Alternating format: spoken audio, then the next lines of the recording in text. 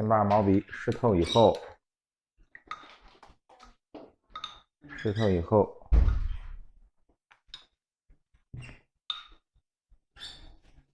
清洗一下。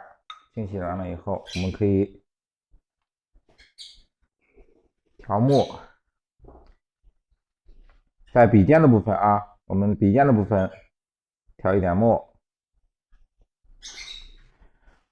我们画那个山水画的啊，就是不管是传统的还是现代的，都是说一般就是3个景：近景的、中景的部分，还有远景部分。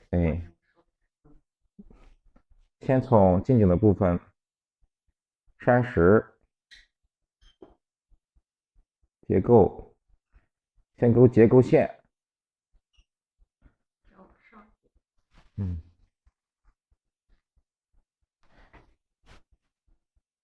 先勾结构线。结构呢，勾呢是山石的第一个步骤，我们勾的是第一个步骤，先勾山石的轮廓、外轮廓，再勾里面的小的结构。先勾里面小的结构，再皴，皴呢是为了，对吧？这是山石结构的它这种纹理线条。用完，把我们那个笔中的墨用完以后，我们再勾，再画后面的，这是前面的这一块山石，我们再勾后面的一层山石。我们前面的山石线条如果多的话，后面可以用大一点的线条去对比一下，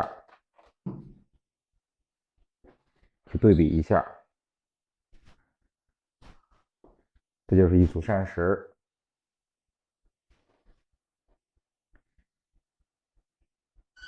这个我们前面要处理是一个夹叶的一个灌木。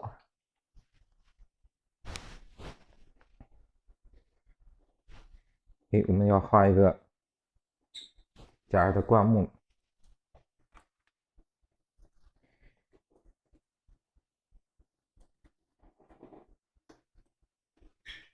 画成那种，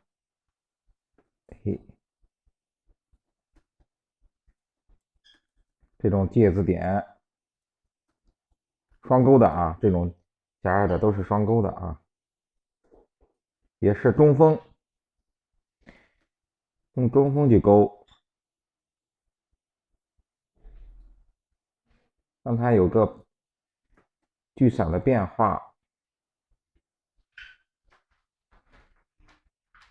因为我们画的这个不是就不是那个树，是一种灌木，是不用画那种，不用画枝，可以直接画一组这种叶子就可以。我们都是中锋啊，都是用的中锋，这样画出的线条啊比较有力度。这是一组。我们要画山后面呢是一个山路，我们要调淡墨，调点淡墨，勾这个山路的台阶。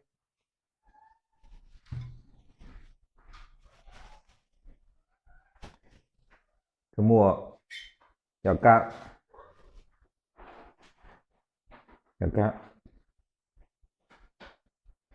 我们要勾成那个双钩的啊，勾成双钩的，因为这是一种近处的这种石阶，我们勾成双钩的。然后这样把这块就斜的这种山石，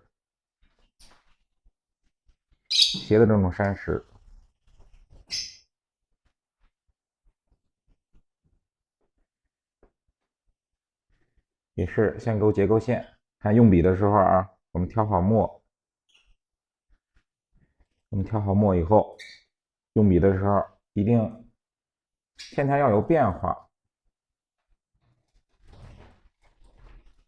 线条一定有变化，让它提摁转折，线条要多变，线条一定要多变。先把我们主要的结构，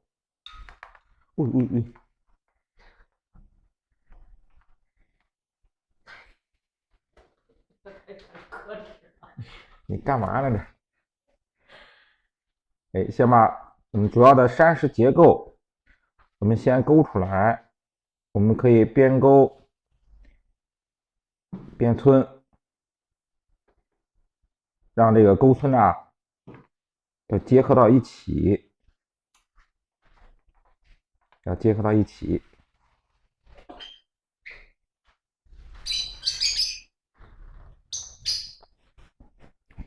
看我们笔中的那个墨变得比较淡的时候，比较干的时候，我们可以在我们刚勾的部分，我们擦一下，我们可以擦一下，这样我们这山石它这个墨色和我们线条啊都能融合在一起。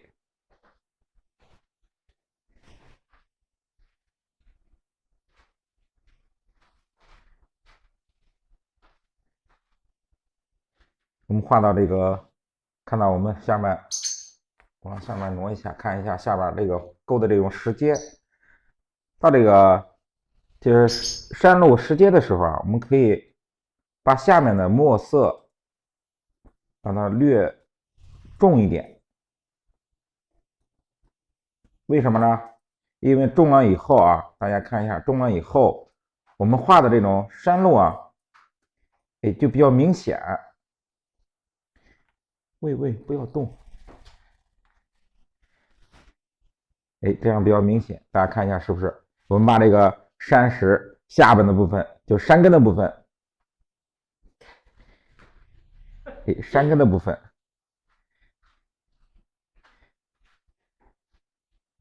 我们略微加了点重的大墨，它这个山路就比较明显。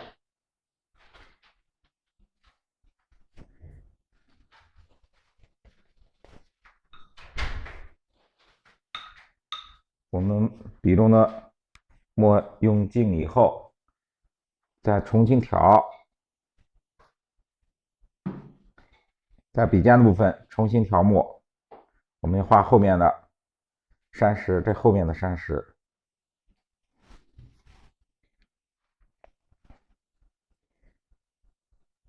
这可以加一个小的结构，加一个小的结构。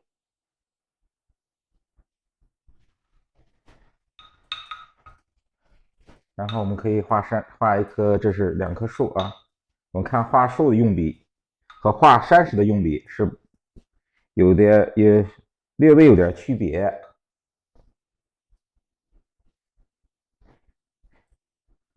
画山石的时候，我们中锋、侧锋都用到了。我们画树的时候，调好墨，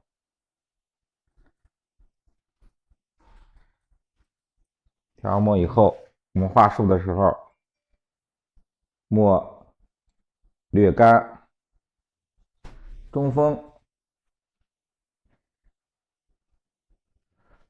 用笔，我们要看一下，先自上而下去画，要控制这个墨的时候啊，一定要让它略干一点，不要太湿。画树干的时候都是中锋用笔。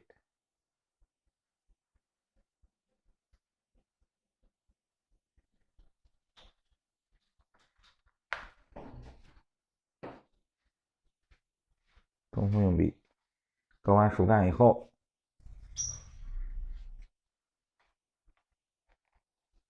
略微擦一下这个树干的部分，就是说加一下皴。我们再让上面的小的树枝，来小的树枝。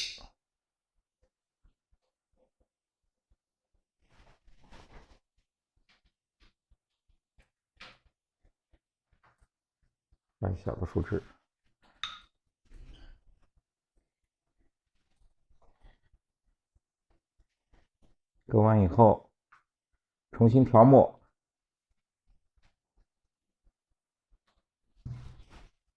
稍微把这个水分多余的水分，用我们的试笔纸吸一下，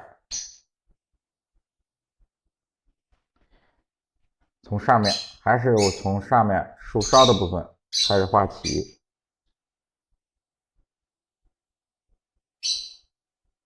这也是一种杂叶的画法。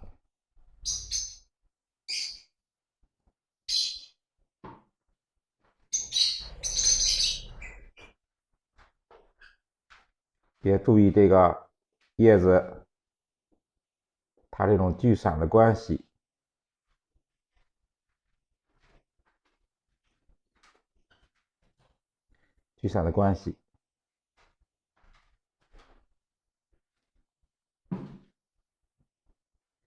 到我们树梢的部分，叶子密一点，我们越靠近树根的部分，让它叶子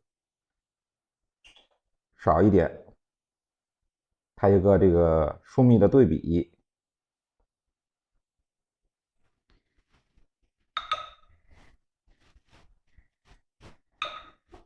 我们重新调墨，画后面的一棵树。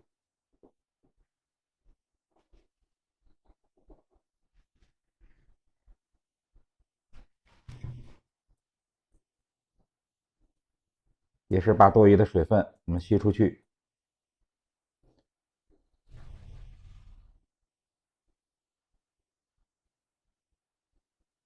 这是探到水里面的这种树，让它树枝向下，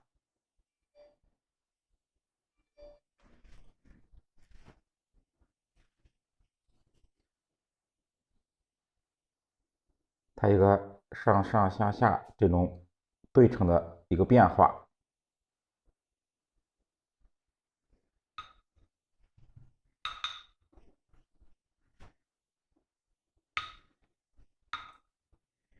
清水蘸墨，我们要注意这个点叶树后面点叶树的它那个墨是怎样，叶子的墨色是怎样变化的。我们调好墨以后，看笔尖的部分，我们是重墨，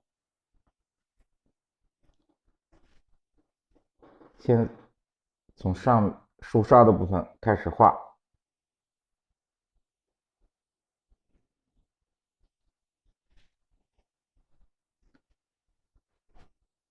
树梢的部分开始画，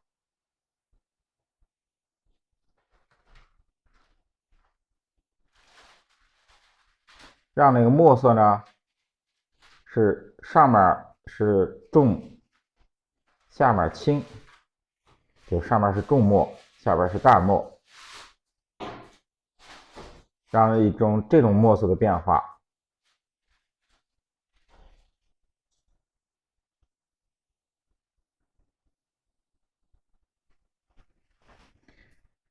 这就是它的墨色重的、淡的，它有个对比，一个变化。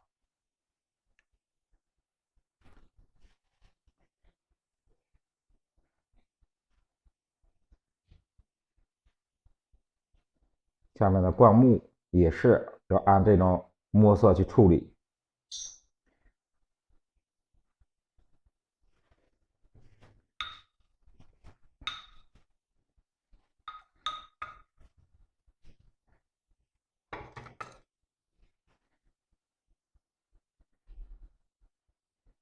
重新调墨，把右边的山石，一定要略低于这个山石，要低于左边的这种山石，也是这种斜式的一种山石，也是先勾结构线，勾结构线，村。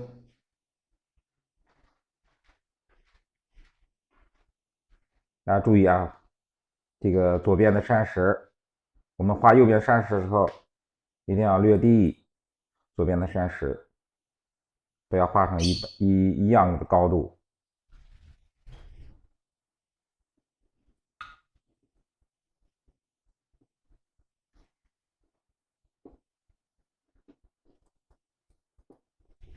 一定要有这个画山石的时候一定要注意结构线画的时候它这个转折粗细的变化，一定要有变化。我们中国画画山水画的时候，中国画讲究的就是笔墨线条，一定要注意老师画墨稿的时候这个线条的变化、墨色的变化，大家一定要注意看。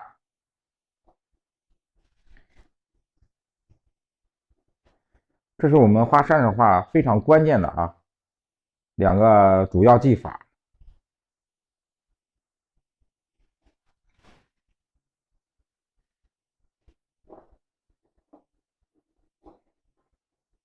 看我们线条转折、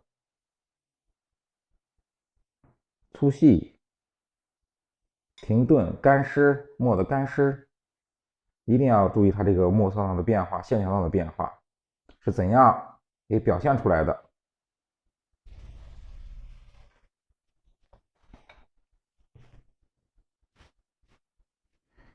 这就是我们有了峡谷怎么办？我们要在上面要架桥到对岸去。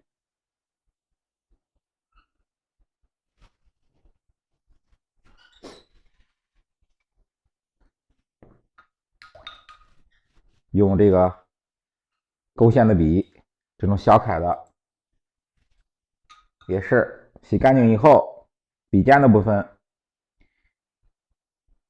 沾一点墨，我们调一下，调成那种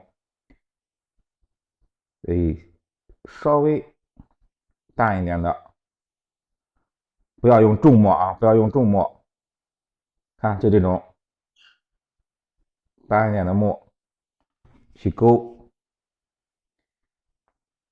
上面架的小桥，先勾桥面的部分，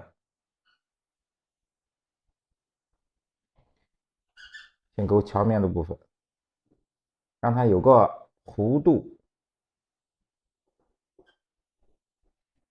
先勾这个面，再勾这个结构下边的结构，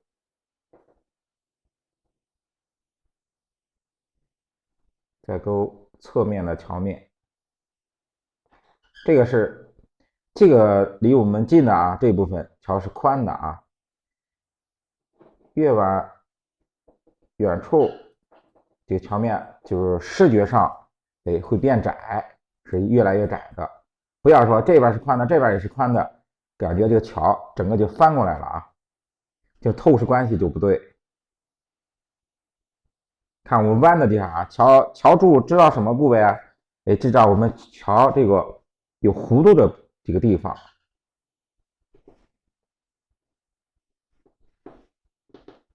我们要把桥柱知道这种部分。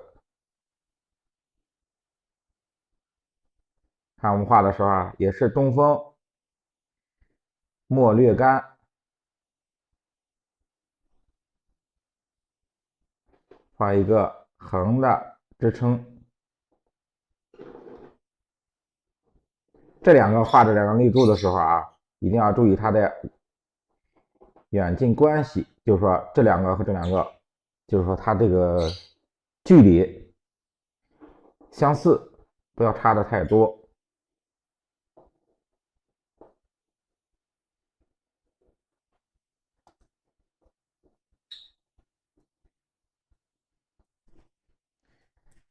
对吧？给你感觉这是整个这边是宽的，略宽一点，越往远处它会变窄。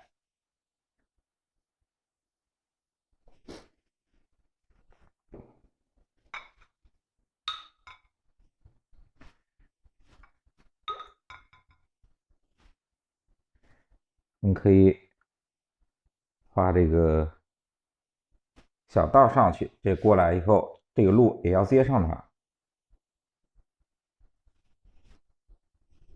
这是上山的。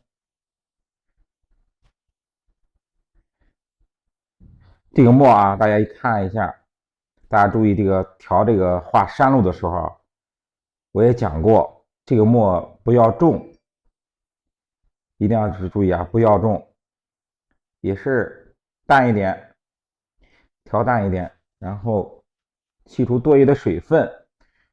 我们怎样去控制这个笔中的这种水分的时候啊，一定要让这个湿笔纸啊，一直就是只要是我们沾了水，一定要用这个湿笔纸把这个多余的水分吸出去。也是因为前面的这个台阶啊比较宽，到我们后面的时候啊，应该是远处会变窄，对吧？它台阶也会越来越窄，越来越窄，是这样的。不要和前面的一样画这么宽。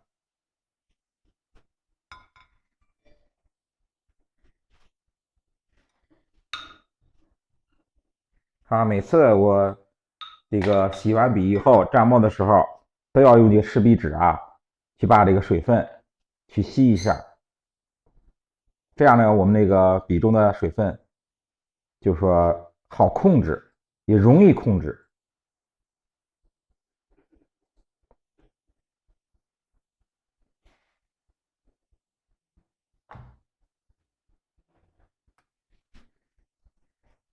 我们上去以后，这要有什么呢？哎，要有一个小的平台在水边。我们画山水画的时候啊，就是说我们自己想涉及到什么样的场景，我们边画可以想象着，我想把水边建个什么，随时可以安排自己想怎么安排就怎样安排。老师讲的都是说，基础的树怎样画，山石怎样画，剩下的只要学会了我们那种技法，我们可以随时安排。我想在水边，我弄个平台，建个小房子都可以。我们现实中可能没有，但是我们画的时候，就是靠我们自己的想象去安排，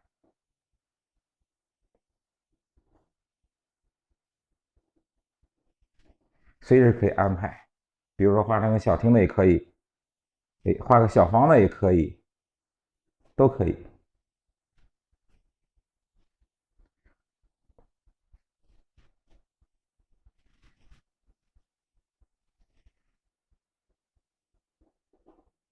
对，一个小的平台。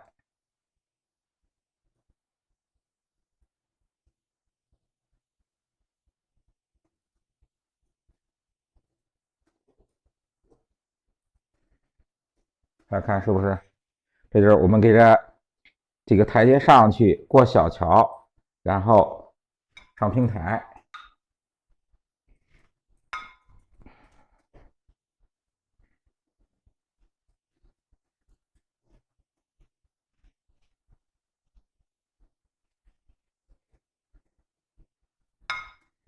平台上可以有建筑，我们说想建个房子也可以，厅子也可以。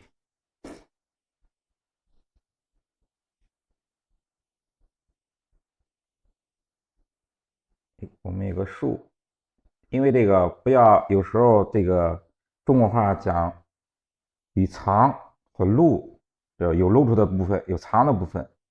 我们建筑呢，一般是不要露出太多。哎，它要藏起一部分，给人时隐时现的这种感觉，比较含蓄。像这种树，远处的树，我们不要画小枝，只要画住主干的部分，用这个大混点点出这个叶子就可以。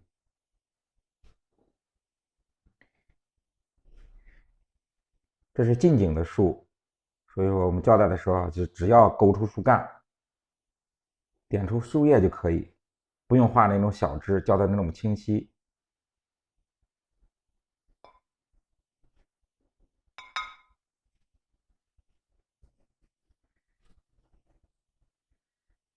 看我们觉得平台小，哎，可以再加一个，哎，我们可以随时可以加，再加个宽一点把平台，有多一个层次，多一个结构，对吧？这样多一个层次，多一个结构。你可以画一个小的亭子，亭子的时候看我们有了树，我们把亭子长一点，我们长一点，这种让亭子掩映在树丛中，对吧？这种时隐时现的感觉，就比整个我们画的整个这个亭子露出来要含蓄的多，也有意境的。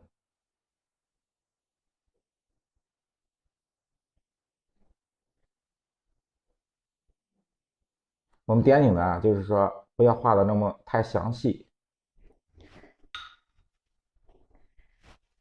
意思一下就可以，简单的概括一下就可以。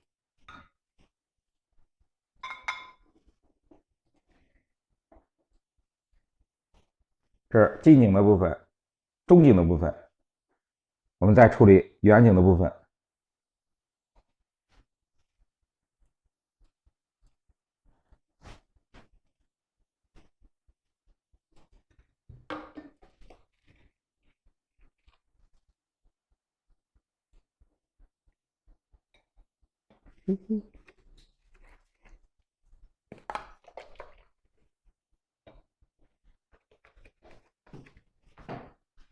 这个吧，这个可以吧？也有这个吧。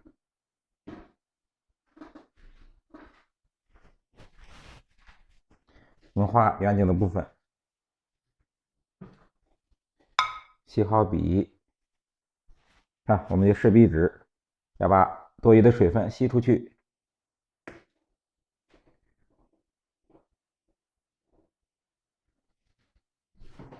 我们要画山石部分，这个画瀑布啊，画远处的瀑布的时候，我们要把山石，看我们的瀑布怎样去流。勾山石的时候，我们要一定要留出瀑布的位置，水流的位置。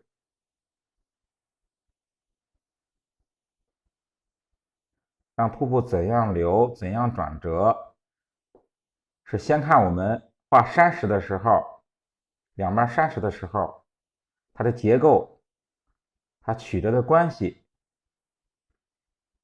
我们要画的时候，心里要有数。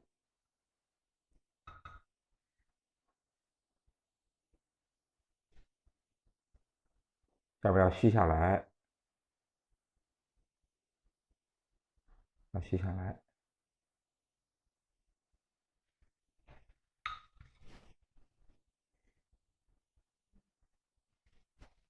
这边画了左边的山石，我们要画右边的远山的时候，因为我们这是瀑布的位置，一定要左边的或右边的山石，它的曲折的对称的关系。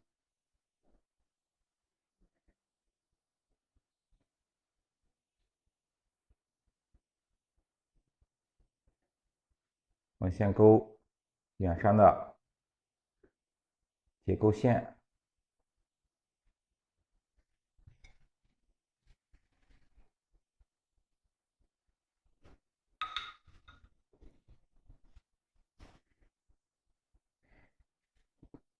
因为这是远景的部分，看我们线和墨都有变化，和我们前面的都有变化。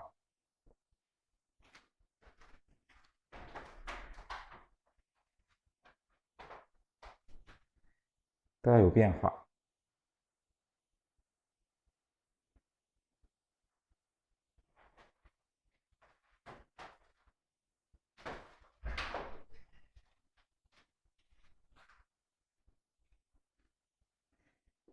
山石的结构，看我们也是边沟边村，里边的墨的变化啊，大家看一下，上面是重的，我们到笔越来越淡，墨越来越淡，越来越干的时候，正好我们就去到了我们山的下面，自然的让它那个墨色就变淡变虚。这时候我们这就是处理云的部分。也是啊，看我们到最后了，就毛笔中的墨特别淡、特别干的时候，我们就要虚山脚的部分，对吧？它自然的虚，就是墨的淡下来。然后看我们重新调墨的时候，调好墨，因为现在调的墨啊，是比较重的，对吧？这种墨略微重一点，我们画哪呢？我们就画水口的位置，就现在瀑布的位置，我们画这个位置。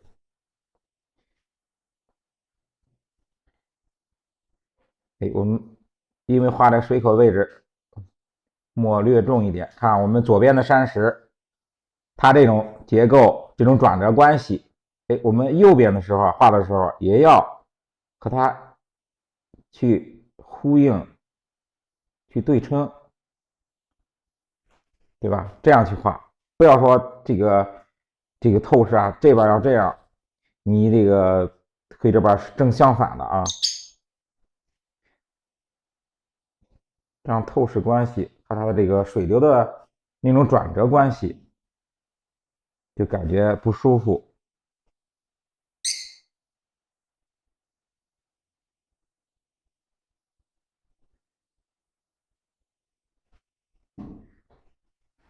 墨重的时候，我们可以画这个水口的位置，因为我们那个中国画那个水啊是留白，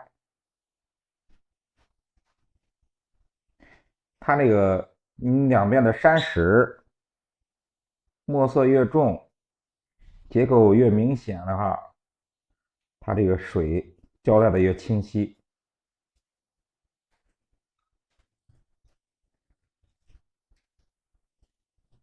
看，这是我们远山，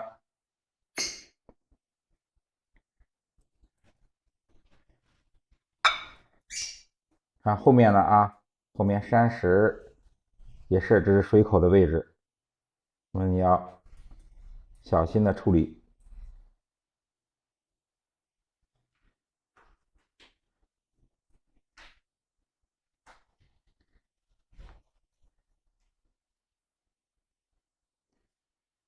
我们可以这样画，往后面画啊。我们山是有个山石的走向啊，有个脉络走向。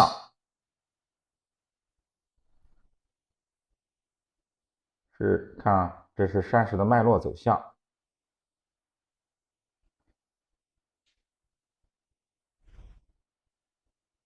都是用线和墨去表现。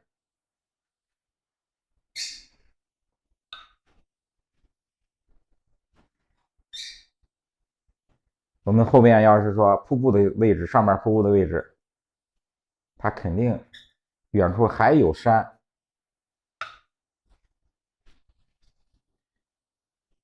还有山，水都是说从远处的更高的山上流下来，是这么一层一层的。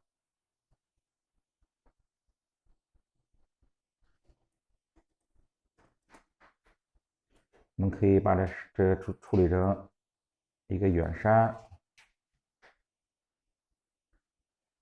让人感觉这个我们这个位置上面还有山，更远。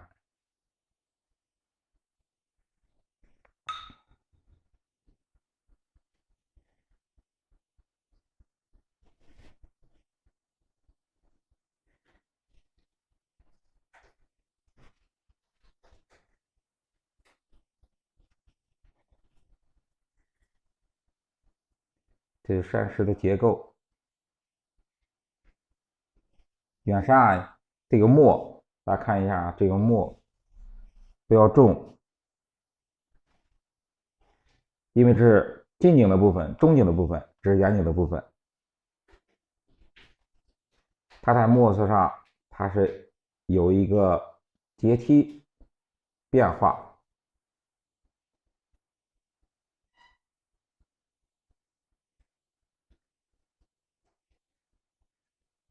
因为我们这个处理是云雾中的山，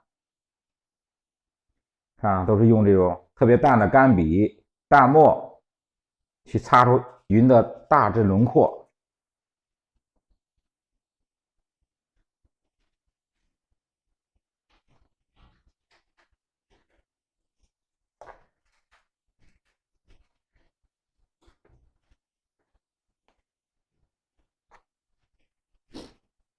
远山的位置，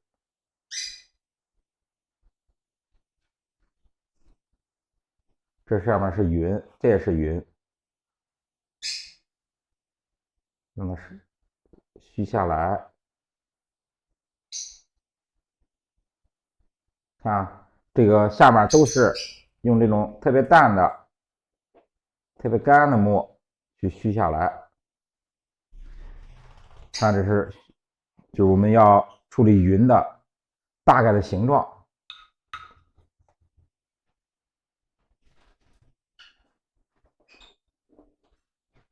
你可以在这种空白的位置，略微有一点远山，也是啊，相当淡的墨，相当淡的墨，多余的水分我们吸出去。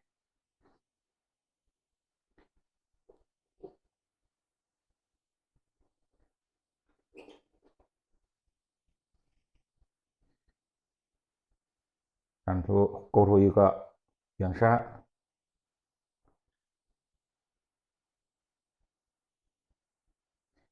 这个远山的时候，画远山的时候啊，勾结勾线，哎，简单一点，不要多，几笔就可以，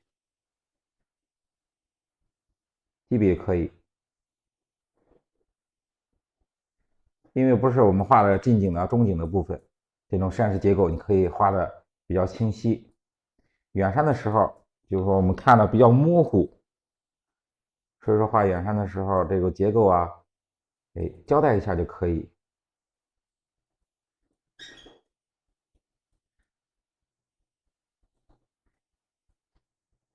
交代一下就可以。看，这就是远山。看我们云的啊，云的这种形态，我们用这个淡的，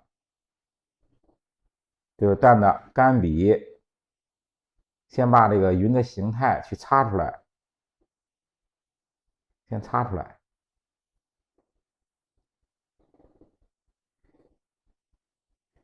先轻轻的，哎，用干笔擦出来。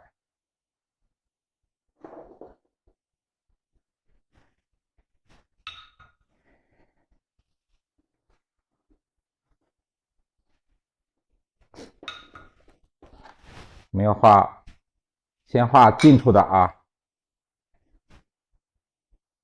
对，这有一部分要把这一部分的山石我们也要用这个淡墨干笔让它虚下来，这样我们开始在染匀的时候啊，这一部分就和我们染的淡墨就能融到一起，它不会说感觉说直接就山石线条下来以后，它会下边的我们染的淡墨，它接不到一起，它融不到一起，这样它有一个淡墨有个过渡。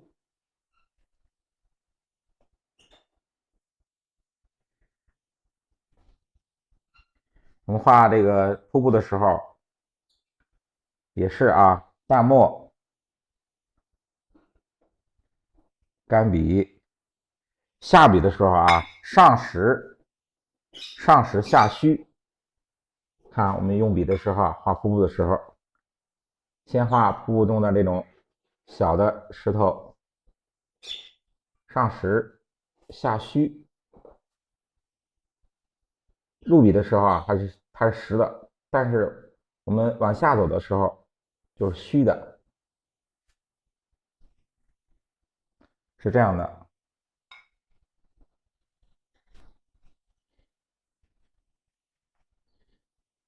看都是啊，一定要注意它水中的这个瀑布的它这种曲折转折的变化，是与两边的山石它相呼应的，一定要注意这个关系。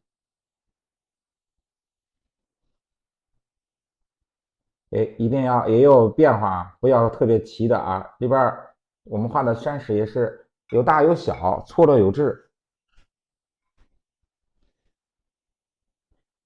远处的虚一点，一定要有变化。它错落的这个水的流到这种水流的位置，它是有变化的。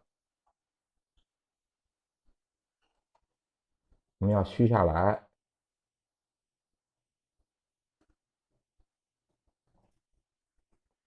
这是远处瀑布的这种画法。我们近处的呢，因为这近景的这种上面瀑布流下来，再流过来，我们近景的部分可以画的时候，山石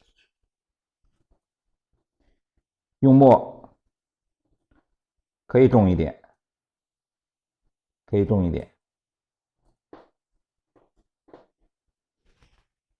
它和前面的近景的这种山石，墨色它有个统一。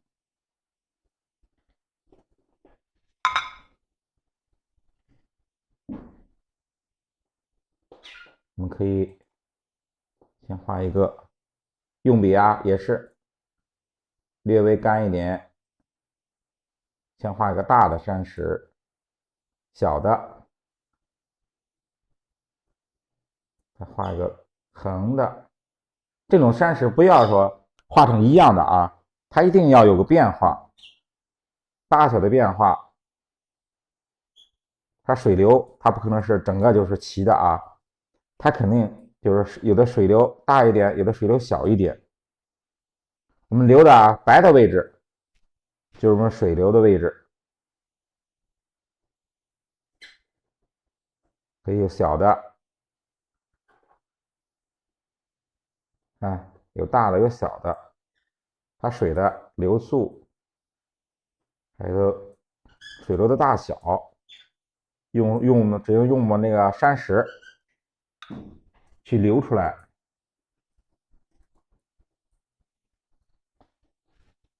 对吧？都是用山石，让流出它的水流大小的这种变化。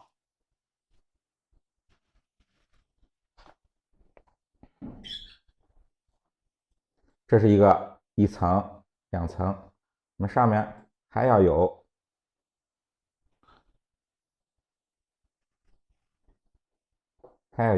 石头的，它还有一个水流，还有一个叠层。我们看这边的山石，一定要根据它两边山石的变化，去画这种瀑布。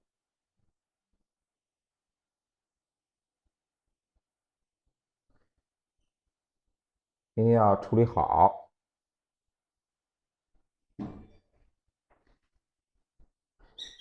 啊，这是一个关系。越往上，它水流越急，我们画的这个落差的时候，画山石表现水的落差的时候，我们可以留白留的多一点，可以留的多一点。啊，这是凹进去的，我们先处理一个小的。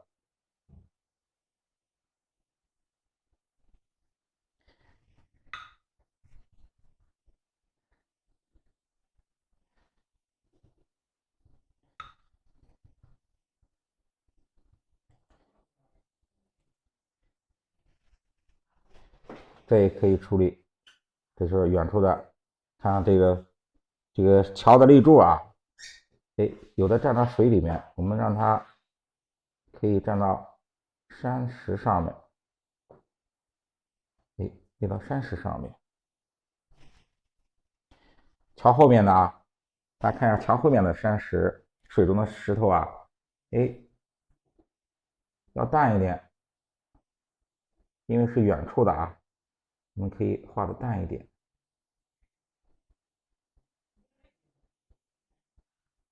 画的淡一点。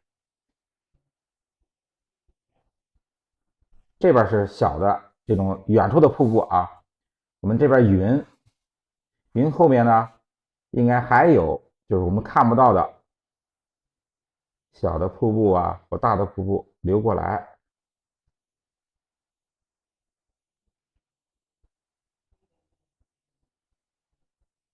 流过来，都是特别淡的啊，不要重，是很淡的。哎，流到了，这是个水潭，流到水潭的位置，然后再流下来。我们画的时候啊，我给大家教一下这个近处这个溪流啊，这个水的这个波纹怎样去表现。用这个淡墨，我们把那个毛笔的笔尖部分啊，可以用手来看一下，用手把它给压平，把这个北风啊，把它撕开。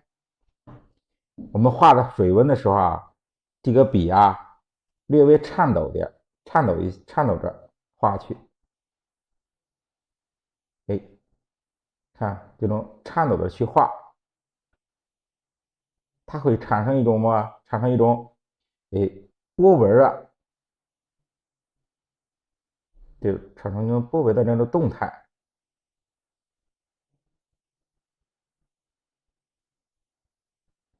一定要用扁的那种锋去表现。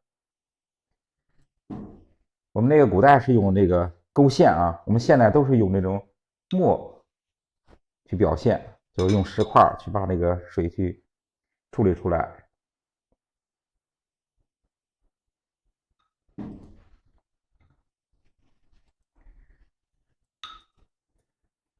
我们整体的墨稿完成了以后啊，我们可以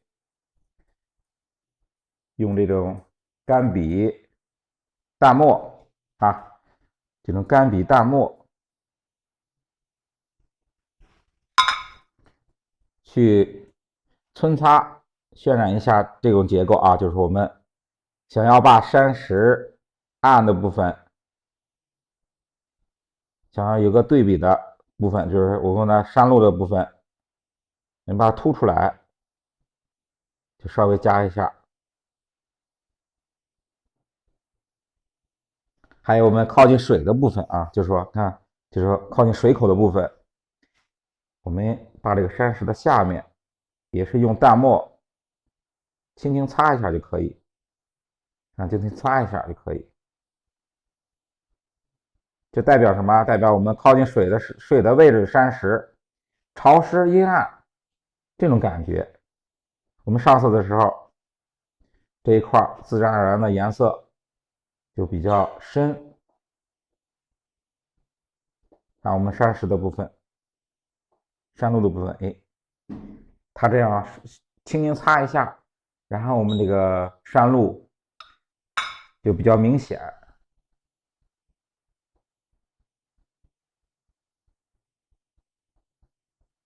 山路比较明显。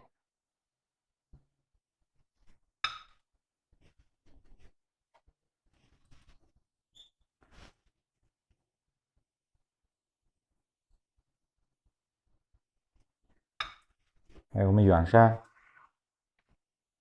看我们远山这种瀑布的这个位置，它比较明显，这一块儿，对吧？这个明显，它因为这两边的这个墨色是重，把我们的水衬托的比较明显，比较亮。用淡墨、干笔皴擦一下，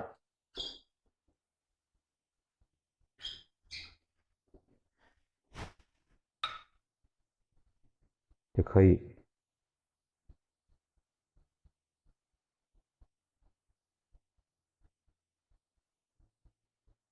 啊，我们留云的位置，我们要虚的位置就是画云呐、我们要留出来。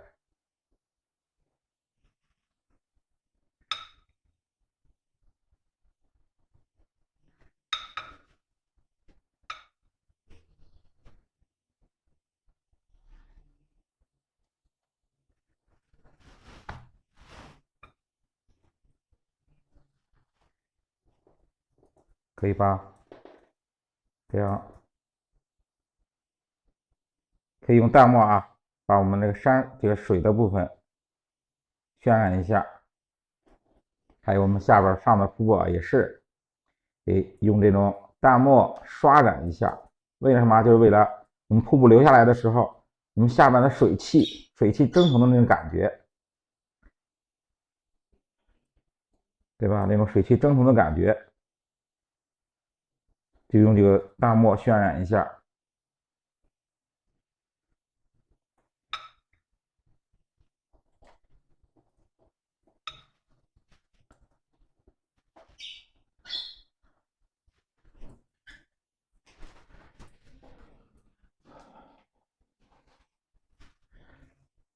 我们用的是生宣啊，用的是生宣。我们那个生宣呀，你看我们用生宣的时候，这种浓淡墨的变化，还有这种就是说阴出这一部分，还有浓淡墨的变化，还有这种水汽淋漓的那种感觉，就是生宣能表现出来。现代画呢，就是说近现代还有现代画，还有近现代的画家都是以生宣作为主要的这个工具去用的。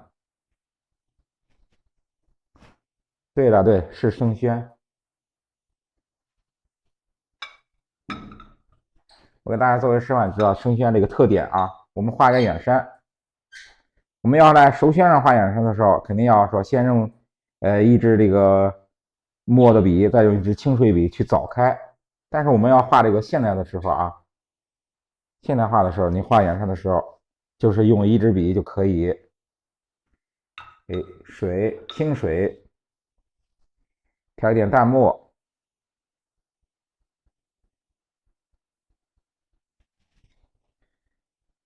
调一点的淡墨啊，画远山的时候，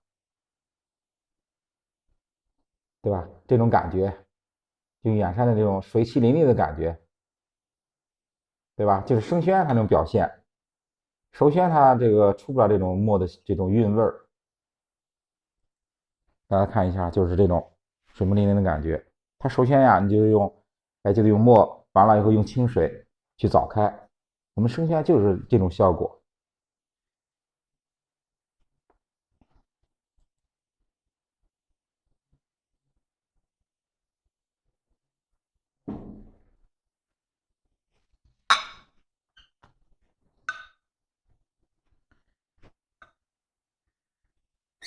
可以，像现在基本上勾皴擦基本完成。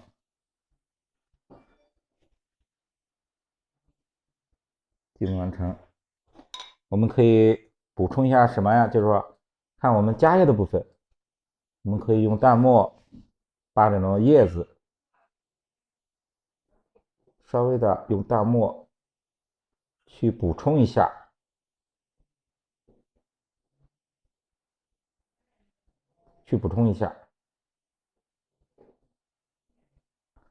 这样的话，这个我们上颜色的时候，它这种厚度就有了，颜色叶子的厚度就有了。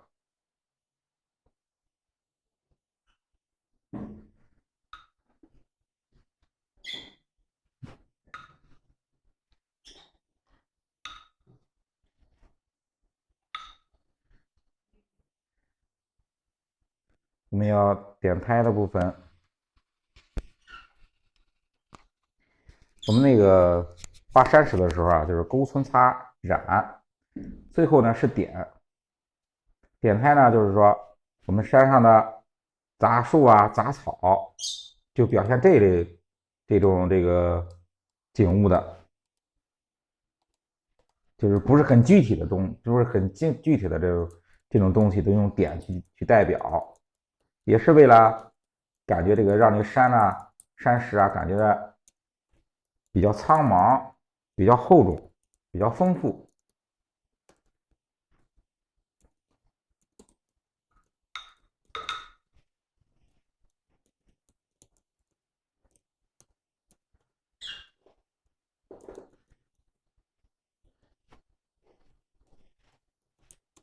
你可以点一些胎点，去丰富一下这个画面，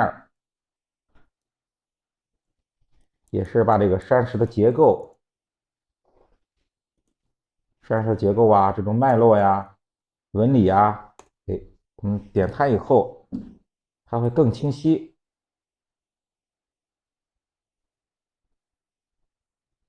还更清晰。然后感觉这个山石呢，哎，更加立体。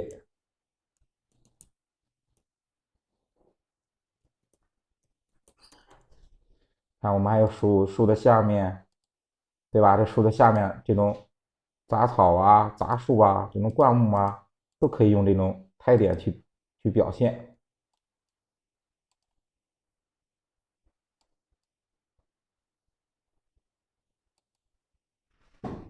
这样一看山石的这种结构，加深一下这种山石的结构纹理，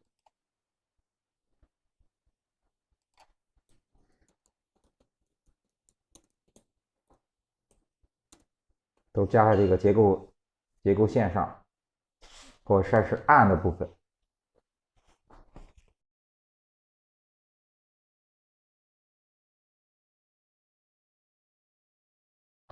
一定要记住啊，这个墨一定要等墨干了以后，哎，我们让再上那个颜色。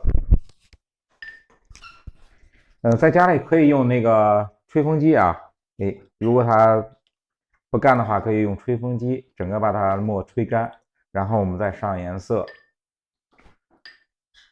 我们就是说染水和染云的时候啊，先把染云的位置，我们要打湿它。哎，这是染云的位置，我们要有云的位置。因为现代画啊，就是说画这个现代山水的时候，它的云处理的，诶，比较就是丰富，有分染的部分，我们要把这个染云的部分用清水打湿，还有水的部分啊，水的部分也要打湿。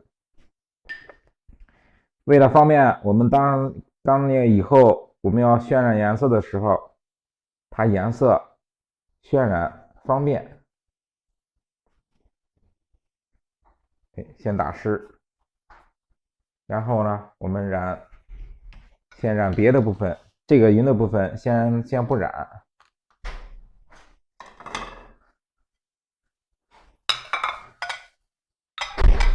我们先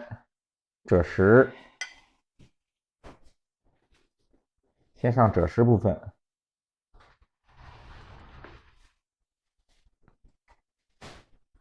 赭石呢，就是一个是树干的部分，树干、小桥，还有我们画的这种山路、石阶。我们先要上这一部分，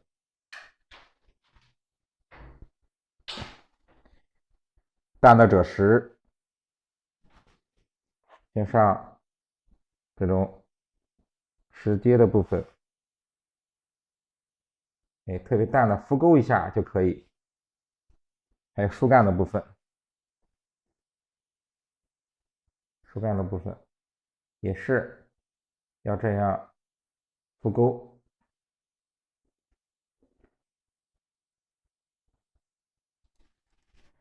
还有这小桥，我们小桥的桥面啊，你先不要上赭石，不要上赭石，就把这个侧面的这一部分染一下就可以，然后这个结构线浮勾一下。下面的立柱、支柱也是桥墩的这个部分用赭石勾一下，还有就是亭子也用赭石勾一下。这就是主要我们赭石的部分染完。下面看那个山石啊，山石的部分，我们就是赭石上的是我们山石的哪一部分？大家看一下，赭石都是上到这个山石，就是裸露的部分，就是下面的部分，就这一部分暗的部分，我们上赭石也是特别淡的啊，去点染。我们一直强调，我们上颜色的时候不要平涂，要根据我们山石的结构去渲染，不要平涂，还要注意它这个颜色的变化，还有个轻重颜色的变化，去特别淡的去染。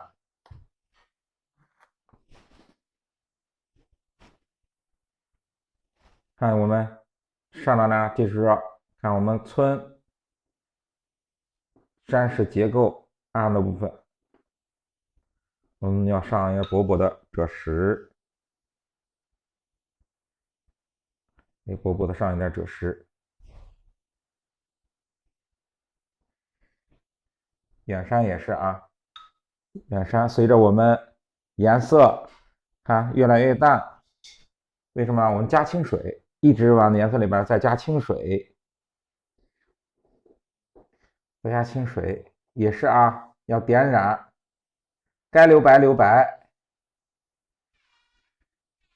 该留白的部分一定要留白。赭石特别淡的赭石去染远山，因为我们远山的看这墨是比较淡的，所以说我们上颜色的时候也要随着墨的变化，颜色也要变化。这是赭石，下边花青，淡的花青啊，也是淡的花青。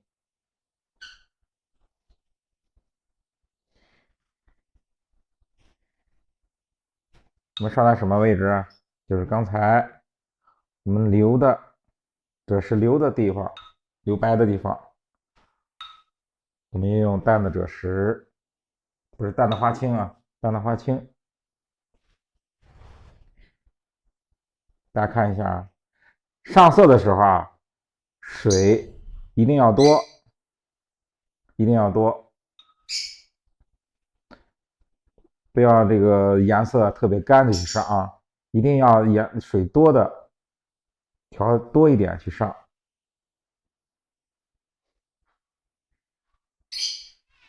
我们染到刚才我们留的，这是留的地方，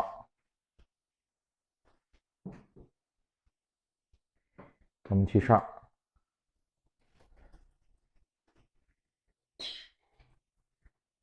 看我们刚才留白的地方，让那个赭石和花青它有个过渡，还注意留白啊，也注意留白。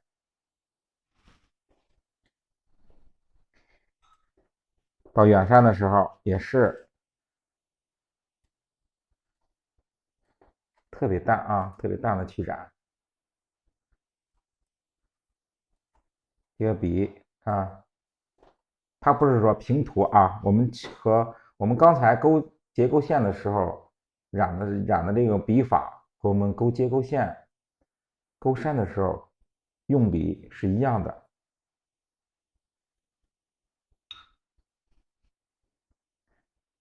用笔是一样的，远山。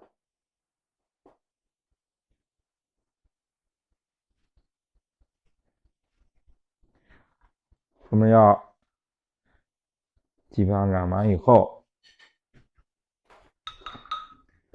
树叶的部分，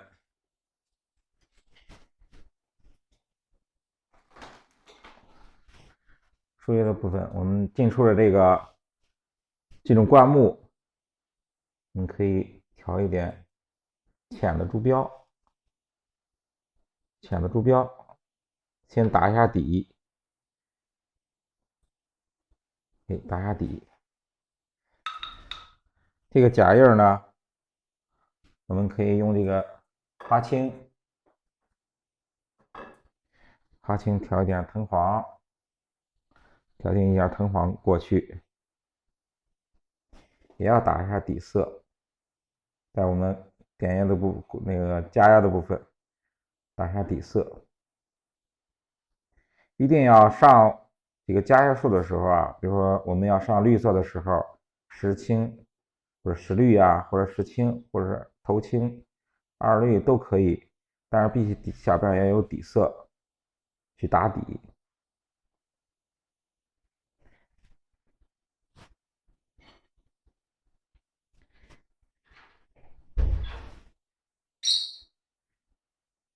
好，山石我们要染匀啊，下边染匀，怎样去染？染匀的时候啊，一定要记住，一个是用笔要虚，要轻，行笔呢要快，含水要多。记住这4个主要的。调颜色，我们先调颜色，用花青加一点珠标，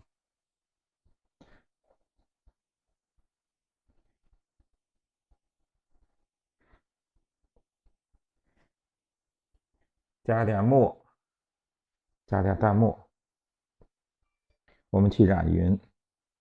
染匀的时候也要注意我们山的结构啊，山的结构和云前后的关系，要有一个统一。用笔一定要轻，要虚，行笔要快。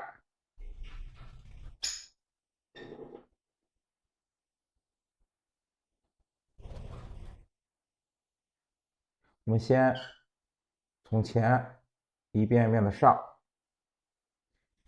但是啊，颜色先淡的啊，淡淡的先上一遍。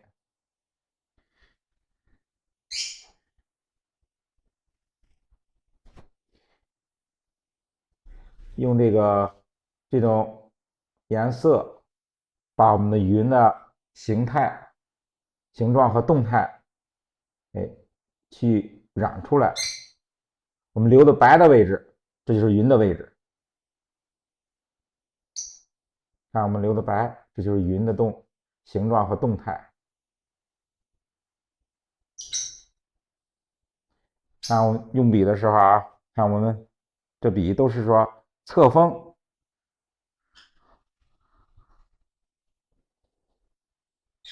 用侧锋。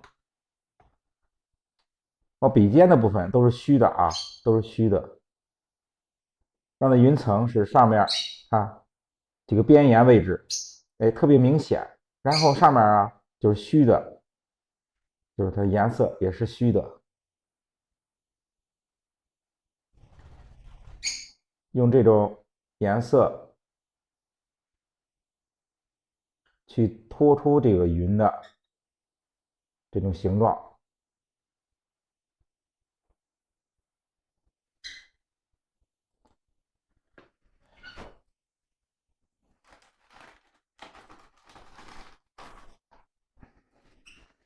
拖出形状，还有下面的水也是啊，用这种花青，就是刚才调的这个啊花青去染，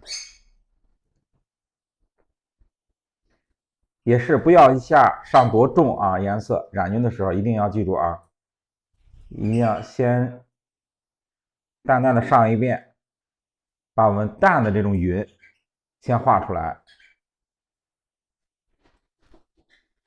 看，我们还有后边的云海，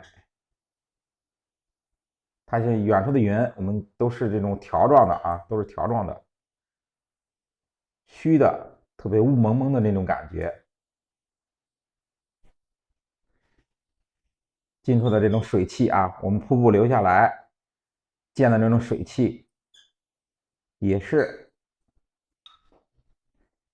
这种渲染用笔是一样的啊，用笔。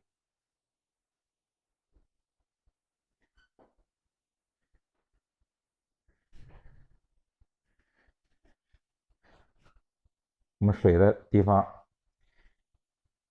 也是啊，我们染水染水的时候，一定要把上面就是水花溅起的白的部分，我们要留出来，也是染下面的我们勾淡墨的部分，我们把上面水花溅起的白的这种光的部分，我们留出来，不要整个涂颜色。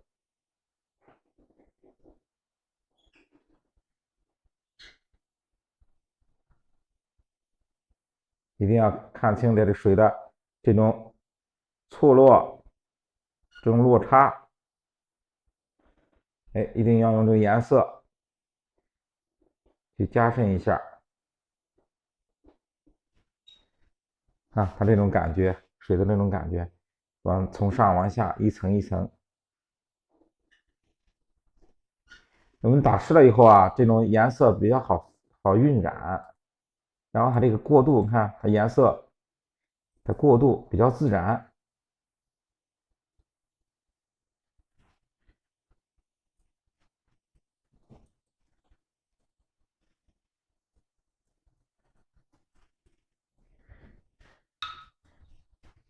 远处的瀑布也是啊，也是这样染。渲染我们勾的石头的部分啊，水的流的白的部分啊，不要染，还是我们勾的石头的部分，我们去渲染上颜色。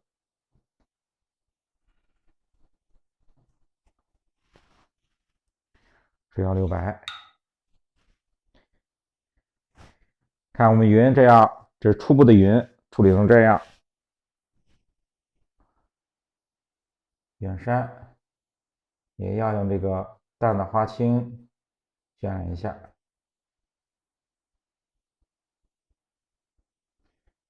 这后边的云稍微处理一下。染云的时候啊，一定要看清它这个云的这种动向，对吧？它的那种走势，就是用我们的这个颜色，这样去把这个外轮廓这种形态，哎，先染出来，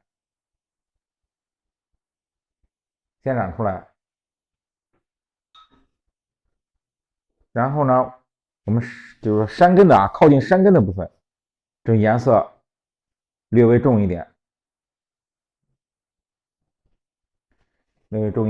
我们可以加一点淡墨，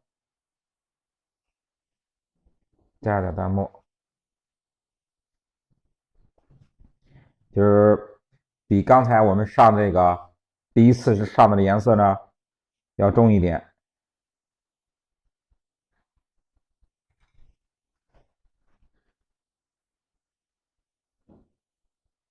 略微重一点，就山根的啊，山根的部分，靠近山根的部分，略微重一点。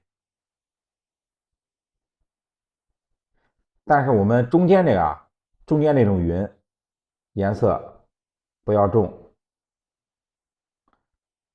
在云层上它有一个轻重的变化，我们不要染都染啊，就是说我们都加一遍，不要那样。我们该加重的地方，主要是哪儿？就是说山根的部分应该加重。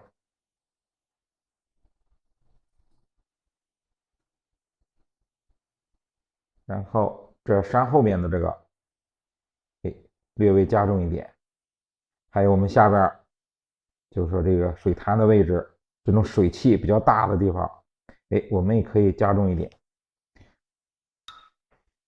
但是我们云层中间这一部分啊，一定要让它淡淡的，给人一种飘动、轻灵那种感觉啊，轻飘飘的那种感觉。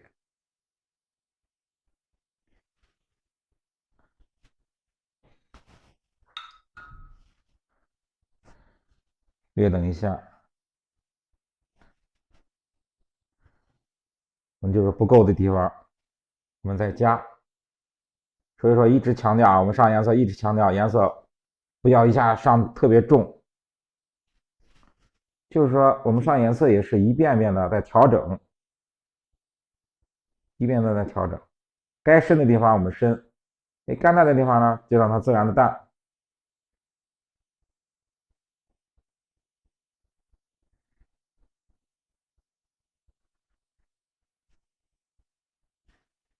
这样就可以了。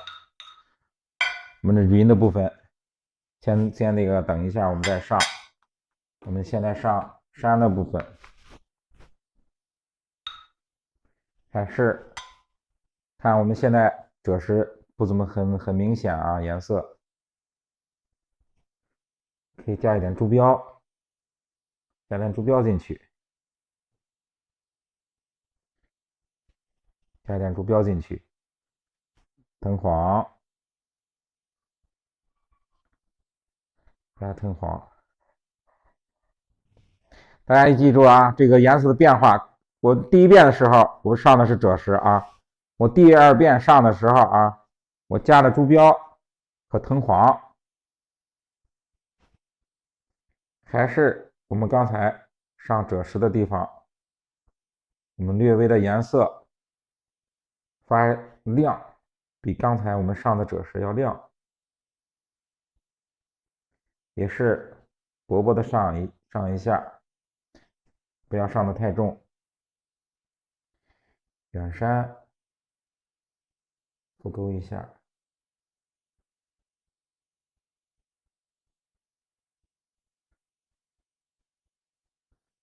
复勾一下。这是我们刚才啊，这是上花青的地方。我们上什么颜色呢？上这种绿色，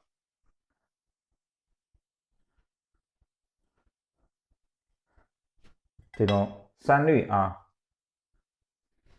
三绿，一点点的三绿，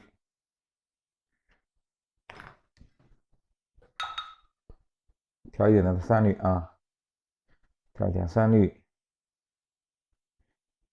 藤黄，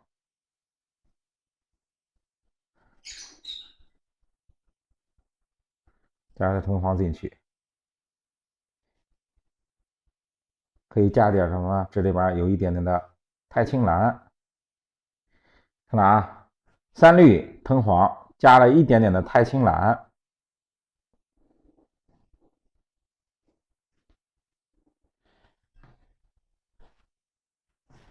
对，这是第二次啊，我们开始，这是第一遍的颜色上完了以后，我们第二遍的颜色，刚才讲了啊，三绿藤黄加了一点点的太青蓝，调一点偏冷色的一种绿啊，偏青色的一点，偏青色的。上来我们刚才上花青的这个地方，一点点，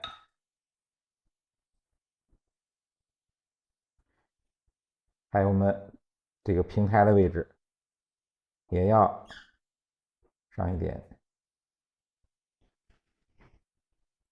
特别淡的颜色啊，特别淡的颜色。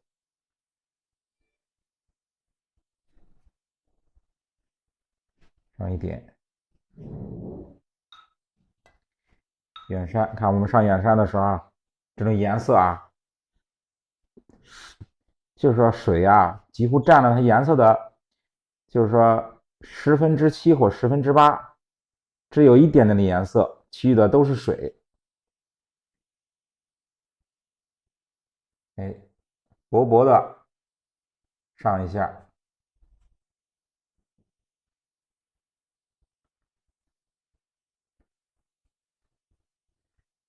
薄薄的上一点，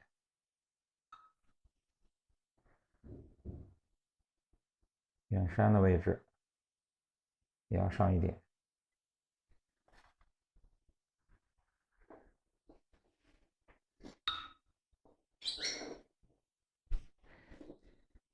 还有个地方啊，还有个地方，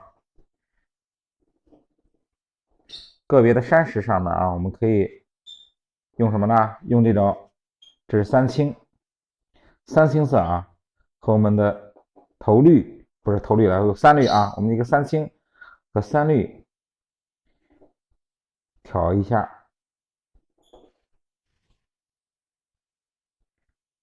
它有个变化，不要全都是，就是说感觉都是绿的啊，里边也有一些蓝一点的颜色去过渡一下。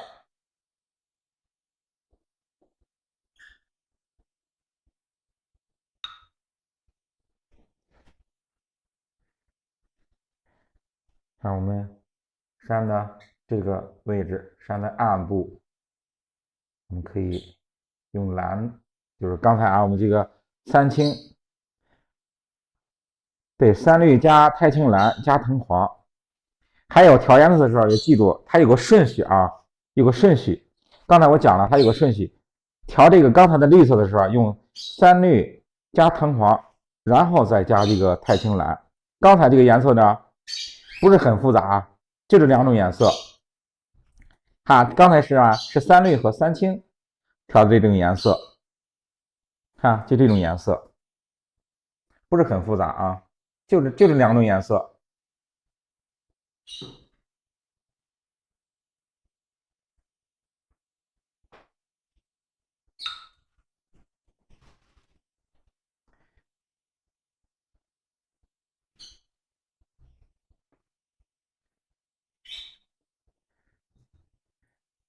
看，我们可以在这个暗的部分，就是说我们这边是光线现在是这样照过来的啊，这是光线照到的部分，就是说发一点绿的浅的绿色。哎，这边照不到地方，我们可以让这个刚才调的三绿和三青调的颜色，我们起上的暗的部分就可以。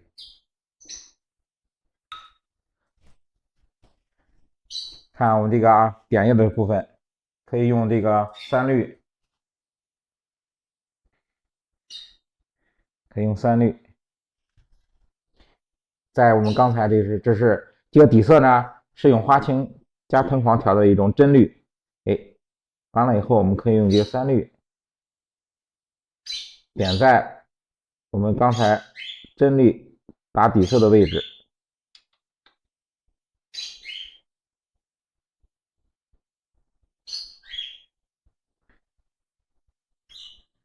就可以。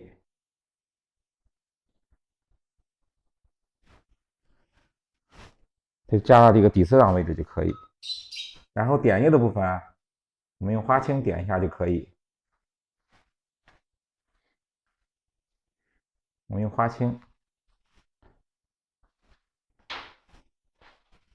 就是我们这个点液的部分，就可以用淡的花青去点染一下，可以看我们颜色呀，就是说主要就是赭石、花青、藤黄、三绿、三青，就这几种颜色。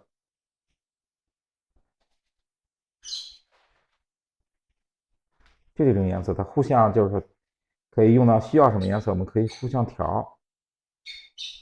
不像我们画油画的时候，一说几十种颜色、上百种颜色去调颜色，我们不用，就这种颜色互相调就可以。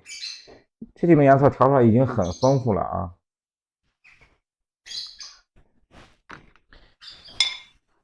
基本上第一遍的颜色，基本上就这种颜色就可以。还需要点染一点，是不是？稍微加一下，就是云的位置和瀑布的位置。这种颜色，就是说我们云的位置啊，就是山根的地方，远处的这样我们不要再加了啊，就是把近处的这种云，它的厚度稍微再加一点就可以。加一下近处的云的这种厚度，也是啊，它这个云也是有个远近虚实的变化。我们近处的云颜色稍微重一点，远处的稍微淡一点，越来越淡，越来越淡，这样的啊，一个云的一种层次关系。加云的时候一定要注意啊，不要就是说我要加全都加。刚才讲了啊，就是近处的还有靠近山根的部分啊，我们加。我们这个远处的这种空白的这种就是特别淡的云，我们要留出来。山焦的部分、山根的部分、接近山体的部分，我们加一点就可以。看这样，你看这个近处的云，对吧？和远处的云这种关系，这种纵深的关系，就是在这个墨色上和颜色上也拉开了距离。可以把这个我们初步这个部分可以加一点就可以啊，不要加的太多就可以。还有我们下边瀑布这下边这个水汽，加一下就可以。